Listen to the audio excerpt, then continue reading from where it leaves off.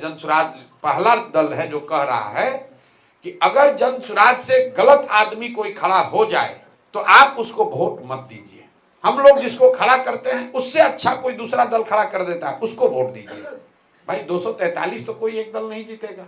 बिहार जीतना चाहिए, जनसुराज जीते या न जीते। और कहीं ना कहीं लोग ये बात समझ रहे हैं कि बदलाव होना चाहिए, अच्छे लोग जीतने चाहिए। अच्छा लोग चाहे जनसुराज से लड़े या किसी दूसरे दल से लड़े। जबरदस्त बात प्रशांत किशोर जी के मैंने सुना।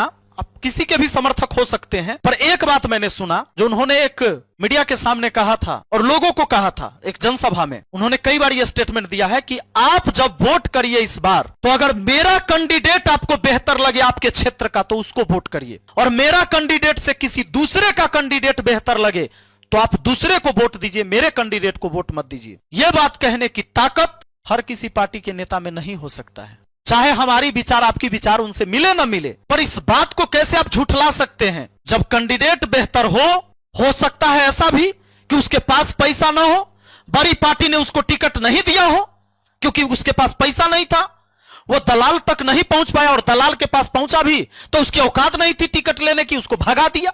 तो फिर वैसे कैंडिडेट को आप तो चुनेंगे नहीं क्योंकि आप पार्टी के आधार पर वोट करेंगे।